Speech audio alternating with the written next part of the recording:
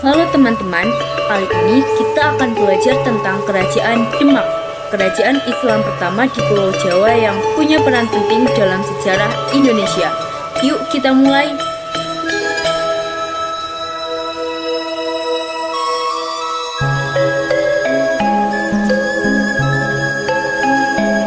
Sejarah berdirinya Kerajaan Demak. Sebelum menjadi kerajaan, Demak dikenal sebagai wilayah Bintoro atau Gelagahwangi, kadipaten di bawah Kerajaan Majapahit. Raden Patah, putra Raja Brawijaya dan Putri Cina, merantau atas perintah gurunya, Sunan Ampel, dan menetap di wilayah Gelagahwangi yang kemudian dinamai Demak. Kerajaan Majapahit mengalami kemunduran pada akhir abad ke-15, ditandai dengan konflik internal dan perpecahan wilayah.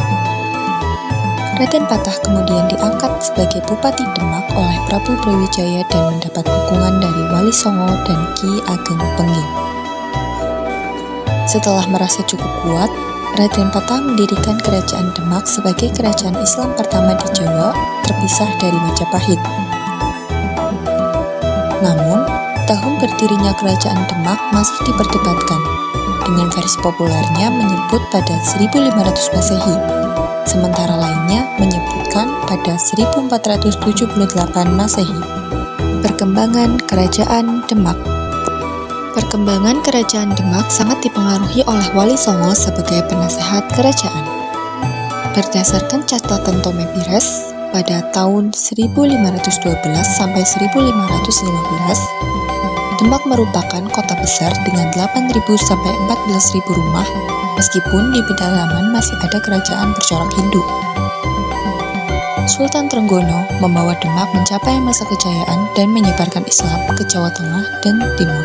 Di bawah pemerintahan Sultan Trenggono, Kerajaan Demak juga berkembang dengan pesat dengan berhasil menguasai beberapa wilayah di Jawa.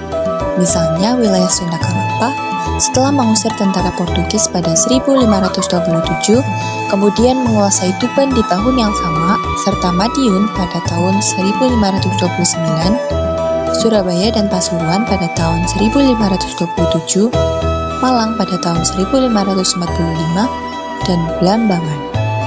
Bagaimana Kerajaan Demak menghadapi bangsa Barat? Pada tahun 1511, Portugis berhasil merebut Malaka dan menjadi sumber yang bisa mematikan perdagangan kaum muslim Indonesia. Selain itu, kedatangannya juga menyebarkan agama Katolik yang dianggap menghalangi perkembangan Islam di Nusantara. Pada masa kekuasaan Raden Patah, perlawanan rakyat Demak kepada Portugis dipimpin oleh Pati Unus. Pada tahun 1513, serangan dimulai dengan kekuatan 100 kapal dan 5.000 pasukan dari Jawa, serta tambahan tentara dari Palembang hingga menjadi 12.000 pasukan. Tetapi, kekuatan tersebut berhasil dipatahkan oleh Portugis. Raden Patah yang wafat pada 1518 membuat tahta Kesultanan Demak jatuh ke tangan Pati Unus, yang kembali mempersiapkan armada untuk menggempur kedudukan Portugis di Malaka. Pada 1521, Pati Unus kembali memimpin perlawanan. Namun, mereka mengalami kekalahan, bahkan Pati Unus gugur di medan perang. Sementara itu, Portugis menemui penguasa Pajajaran yang ingin melakukan kerjasama karena merasa terancam dengan kekuatan Islam di pesisir Pulau Jawa. Kerjasama tersebut dianggap sebagai ancaman, karenanya Kesultanan Demak kembali melancarkan serangan di bawah pimpinan Fathahillah. Pada 1527, pasukan gabungan Demak, Cirebon, dan Banten berangkat untuk membendung pengaruh Portugis di Sunda Kelapa. Akhirnya, pada 22 Juni 1527, Sunda Kelapa berhasil direbut oleh Fathahillah yang kemudian diubah namanya menjadi Jayakarta. Peristiwa tersebut menandai akhir dari perlawanan Kerajaan Demak.